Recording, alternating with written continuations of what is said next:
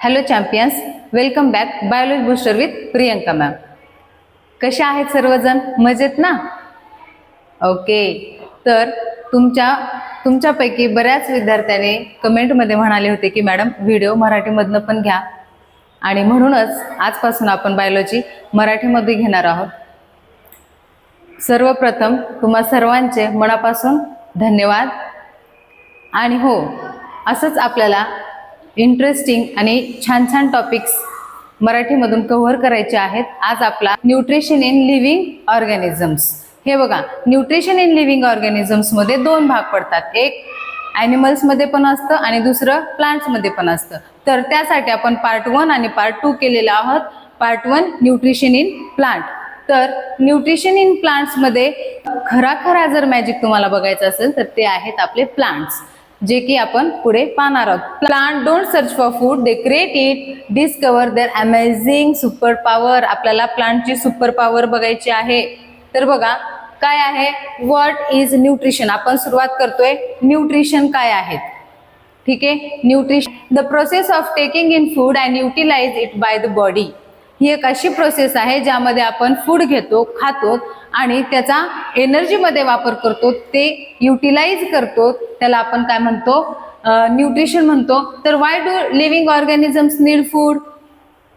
सांगा बरं. ठीक आहे, फूड लागतं कारण आपल्या ऍक्टिव्हिटीज आहेत त्या पूर्ण करायच्या असतात आपल्याला. आपली ग्रोथ आहे, बॉडी रिपेअरिंग आहे, आपल्याला हेल्दी राहण्यासाठी सुद्धा फूडची गरज लागते.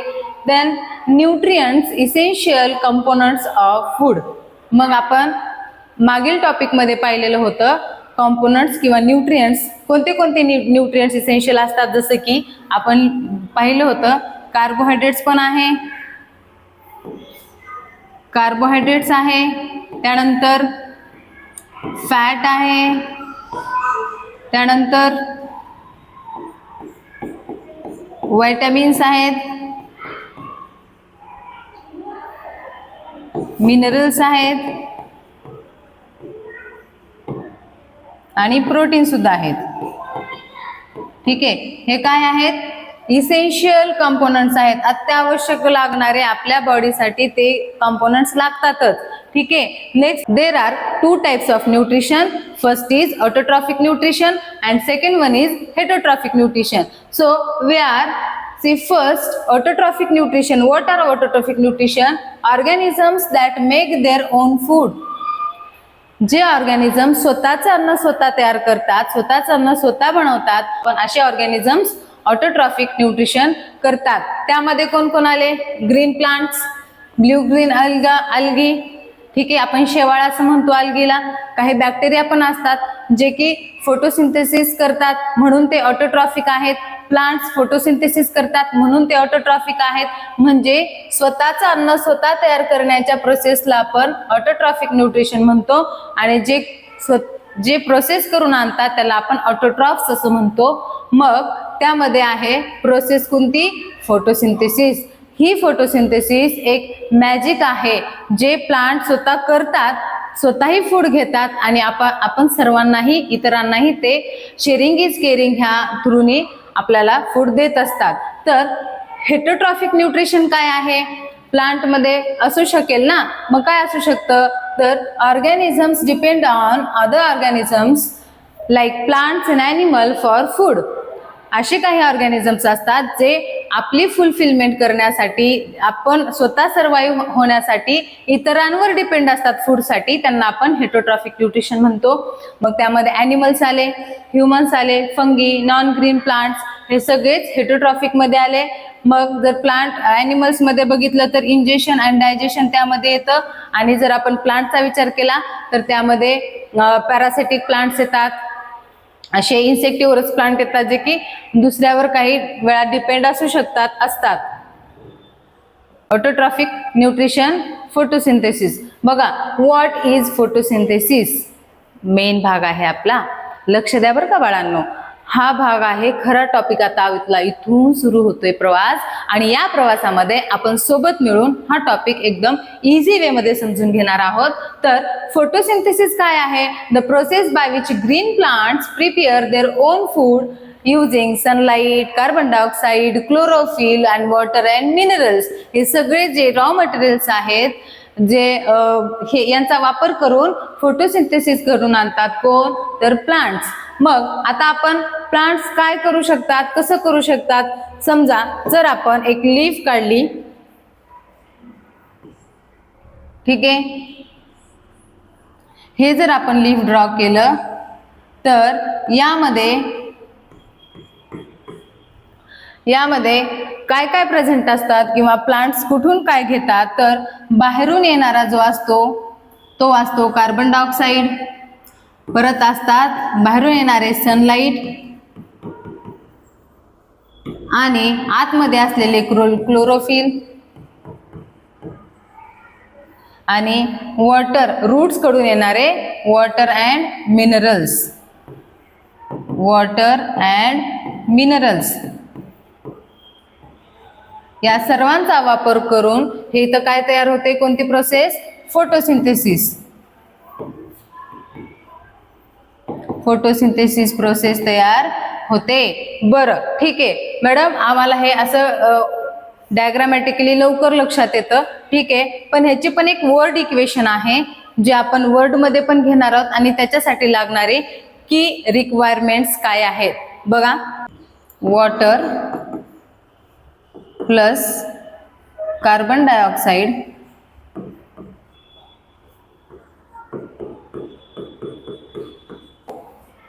इट गिव्स टू कुठे, सनलाइट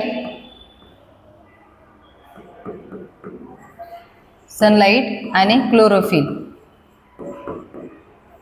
ह्या दोघांच्या मदतीने काय काय तयार होतं, glucose and plus oxygen O2. ठीक आहे, आलं लक्षामध्ये. तर water and carbon dioxide it gives with help of sunlight and chlorophyll it gives glucose, food and oxygen. ठीक आहे, म्हणजे आपण प्लांटच्या लिव्हजला असं म्हणू शकतो किचन ऑफ दी प्लांट, हे की नाही, ते तिथं त्यांचं अन्न तयार करू शकतात म्हणून. आणि जर असं म्हटलं आपण सगळ्यात भरमसाठ जर ऑक्सिजन प्रोव्हाइड कोण करत असेल तर ते प्लांट्स करतात आणि ह्या प्रोसेस थ्रू करत असतात. मग रिक्वायर्ड एलिमेंट काय असू शकतात ह्यांचे, जसं की आता म्हणाले मी H2O, CO2, then sunlight, then chlorophyll. यांचा वापर करून water and minerals, carbon dioxide, sunlight, chlorophyll यांचा वापर करून ही प्रोसेस पूर्णतः कंप्लीट होते.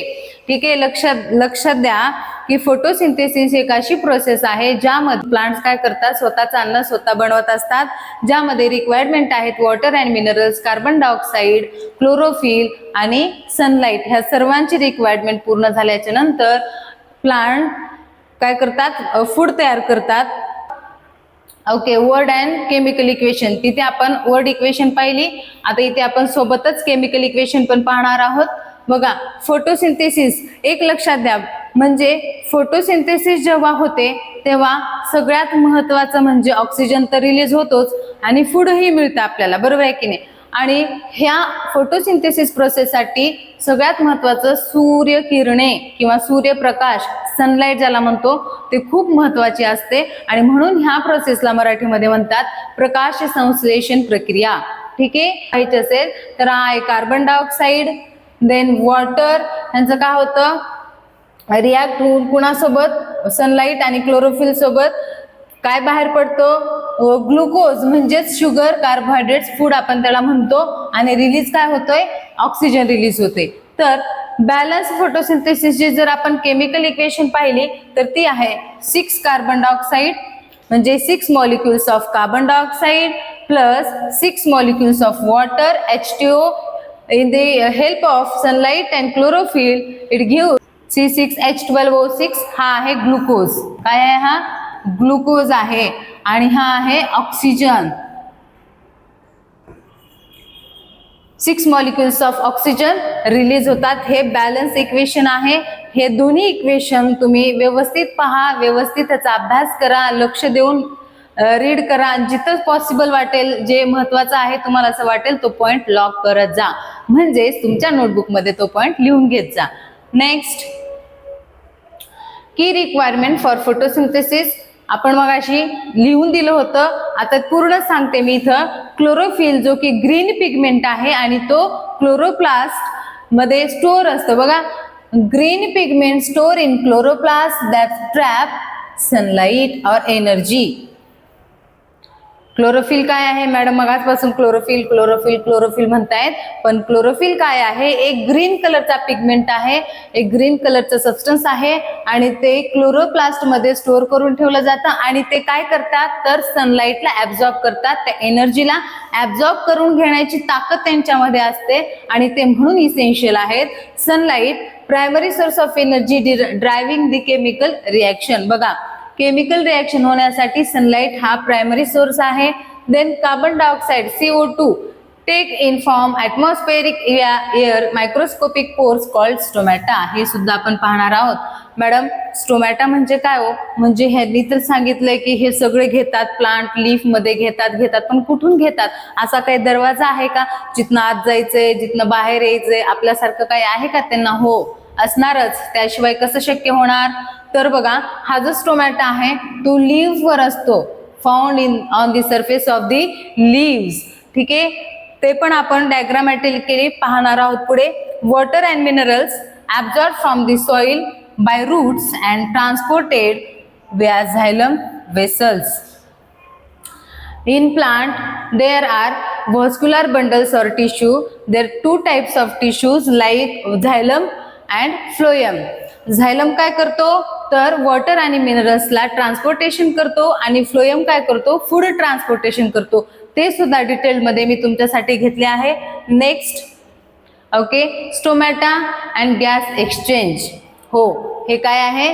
स्टोमॅटा आहे. इथनं गॅसेस एक्सचेंज केले जातात, ट्रान्सपायरेशन केलं जातं. Stomata small opening on the leaf epidermis responsible for gases exchange that carbon dioxide uptake and O2 release and transpiration. Gases exchange मध्ये काय आहे तर कार्बन डायऑक्साइड घेतला जातो, ऑक्सिजन सोडला जातो आणि ट्रान्सपायरेशन सुद्धा होते. म्हणजे ट्रान्सपायरेशन म्हणजे काय? Excessive water loss. Water loss, ठीक आहे. मग हा या स्टोमॅटाचं हे बघा, आता ही एक डायग्राम घेतलेली आहे, इझी मध्ये आहे, सर्व काही असं अवघड काहीच नाहीये. गार्ड सेल्स असतात, त्या काय करतात? गार्ड आहे एक जो की गेट जवळ थांबलाय आणि तो एंट्री करून घेतोय, आतमध्ये चाललंय कोण, बाहेर चाललंय कोण. त्याच प्रकारे गार्ड सेलचं सुद्धा इथं काम आहे. काय काम आहे तर तो काय करतो? जे स्टोमॅटा ओपन आणि क्लोज होणार आहे त्यांना मेंटेन करण्याचं काम करतो. बघा, guard cell specialised cells surrounding each stoma that regulate opening and closing based on the water absorption. Water ऍब्झॉर्प्शनला काय म्हणतो आपण? टर्जिडिटी. ठीक आहे, तर हे स्टोमॅटा ज्या गार्ड सेल्स आहेत ते कंट्रोल किंवा रेग्युलेट करतात ओपनिंग आणि क्लोजिंग साठी. हा स्टोमॅटा ओपन आहे आणि हा स्टोमॅटा कसा आहे? क्लोज स्टोमॅटा आहे. हा कसा आहे? ओपन स्टोमॅटा आहे, स्टोमॅटा आहे. ठीक आहे, आणि हा वाला काय आहे? क्लोज स्टोमॅटा आहे. ठीक आहे, आणि हे दोन मधले काय आहेत? हे त्यांचे स्टोमॅटल पोर्स आहेत आणि हे जे ग्रीन कलरचे तुम्हाला स्ट्रक्चर दिसत आहेत हे वाले डॉट डॉटने, ते आहे क्लोरोप्लास्ट. ठीक आहे, तर हे सुद्धा लीफ मध्येच असतात. कुठं तर लीफच्या सरफेसवर असतात. त्या सरफेसवर छोटे छोटे असे स्पोर्स असतात, जे करून आपल्याला काही वेळा दिसतही नाही, त्यांना अंडर द मायक्रोस्कोप पाहावं लागतं आणि ह्याला जर आपण बाहेर काढलं तर ते असे दिसतात. त्याला आपण काय म्हणतो? स्टोमॅटा. तर ते ट्रान्सपायरेशन पण आणि गॅस एक्सचेंज पण करतात, हे त्यांचं काम आहे. आणि नेक्स्ट आपण बघूयात. ओके, आता बघा, स्टोमॅटा बद्दल काही डिटेल माहिती घेतली आहे मी. ओपन स्टोमॅटा काय आहे आणि क्लोज स्टोमॅटा काय आहे. बरं, गार्ड सेल्स बिकम टर्जिड, त्याचाच अर्थ आहे की फुल ऑफ वॉटर, स्वेल अप. काय होतात गार्ड सेल्स? टर्जिड होतात म्हणजेच फुल ऑफ वॉटरने भरलेले असतात, त्यांना स्वेलअप करून घेत असतात. त्यांचा शेप असतो किडनी बीडचा आणि ते काय करतात, ओपनिंग फ्रॉम बिटवीन देम, त्या दोघांच्या मध्ये कोण असते, ओपनिंग असते आणि त्यांचा शेप असता किडनी बीज सारखा असतो.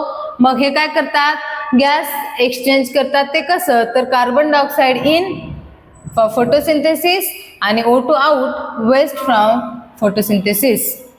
ठीक आहे, हे त्यांचं काम आहे.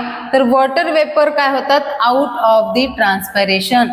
जेव्हा पाण्यात झाडामध्ये पाणी असं भरभरून ते त्यांची मशीन चालूच असते. झायलम काय करतो, रूट कडनं वॉटर मिनरल्स घेत असतो, वर झाडाच्या लीव्हजला देत असतो आणि इन केस तिथे पाणी जास्त झालं असेल तर त्या स्टोमॅटामधून तो वॉटर इव्हॅपोरेट होतो. इव्हॅपोरेट होऊन काय करतो, निघून जातो तिथनं. मग तिथंच वॉटर लॉस असं आपण म्हणतो. तर कधी, तर डे टाइम मध्ये when sunlight is there, when sunlight is there. लक्ष द्या मुलांनो, खूप अवघड नाहीये आणि तसंही चॅम्पियन साठी काय अवघड नसतंच. तर हे कधी होतं, डे टाइम मध्ये होतं, कारण फोटोसिंथेसिस साठी सनलाइट लागतो आणि सन कधी येतो, डे टाइम मध्ये येतो.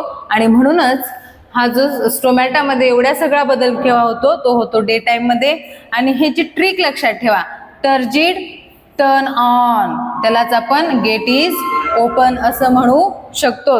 ही ट्रिक आहे, तुम्ही पटकन ही ट्रिक लिहून घ्या म्हणजे तुम्हाला स्टोमॅटाची ओपन पोझिशन काय असते हे तुमच्या लक्षात येईल. ट्रिक आहे टर्जिड, त्यामध्ये टर्न ऑन, स्टोमॅटा काय होतो, turn on, gate is open. ठीक आहे, हे लक्षात ठेवा. आता क्लोज स्टोमॅटामध्ये बघूयात आपण, गार्ड सेल्स बिकम फ्लॅसिड.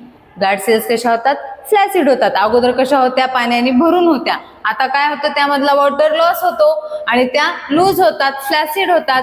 त्यांचा लगेच ओपनिंग क्लोज होते, म्हणजे चक्क बंद होते असं नाही, पण थोडीशी क्लोज होते आणि नो गॅस एक्सचेंज, आणि तिथून गॅस एक्सचेंज होत नाही. हे कधी होतं, नाईट टाइम और during water storage to store water. ठीक आहे, सेव्ह वॉटर. मग आता ह्याची ट्रिक काय आहे, flaccid is equals to gate is off, gate is closed, vice versa. लक्षात ठेवायचे, ही सुद्धा ट्रिक तुम्ही लिहून घ्या. अवघड काही नाहीये, पण जसं जसं आपण ह्याच्या आणखीन अभ्यास करू, आणखीन खोलामध्ये जाऊ, तसं तुम्हाला प्रत्येक एका शब्दाचं मिनिंग, अर्थ, त्याचं वर्ल्ड लक्षात येईल. बघा, मी नेहमी सांगत असते की बायोलॉजी ही रटायची नसते मित्रांनो, तर बायोलॉजी ही जगायची असते. Last, stomata are tiny pores on leaves. Guard cells control opening. They open in the day for carbon dioxide and close at night to save water. Carbon dioxide साठी ते डे टाइम मध्ये open असतात आणि रात्रीच्या वेळेला water त्यांना save करून ठेवायचे असते, म्हणून ते क्लोज होतात. ठीक आहे, ही सगळी प्रोसेस टोमॅटोची होती. आता नेक्स्ट आपण बघूयात, transportation of water and food in plants. बघा, एकाच ठिकाणी झायलम आला होता आणि त्या झायलमवरून मला असं वाटलं की हा भाग सुद्धा तुम्हाला कळणं, तुम्हाला समजणं खूप महत्वाचं आहे आणि त्या म्हणून मी तुमच्यासाठी ही डायग्राम आणि हे त्याचं नोट्स इथे घेतलेले आहेत. ठीक आहे, बघा, transport of water and food in plants काय आहे, तर ट्रान्सपोर्ट ऑफ वॉटर मध्ये पहिल्यांदा आपण वॉटर घेऊयात. तिथं आहे झायलम, तिथे काय आहे, झायलम आहे. तर झायलम काय करतो, मग असे सांगितलं, दोन वस्क्युलर टिश्यूज आहेत, ज्या आहेत झायलम आणि एक आहे फ्लोएम. तर water is absorb by the root hairs from the soil. Xylem काय करतो, सॉइल मधून वॉटर काय करतो, ऍब्सॉर्ब करून घेतो. प्रत्येक रूट कडून वर येतो, तो वर येतो, वर येऊन तो प्रत्येक पानाला ती वॉटर पोहोचवण्याचं काम करत असतो. It moves upward through xylem vessels. हा वरती जातो, अपवर्डला जातो, झायलम वेसल्स थ्रू जातो. Transpiration pull and root pressure helps the upward movement. आणि तिथं ट्रान्सपायरेशन पूल क्रिएट होतो आणि ती अपवर्ड मुवमेंट ला वरती घेऊन जात असतात. Water reaches the leaves and other parts of the plant. बघा, water reaches the leaves and other part of the plant.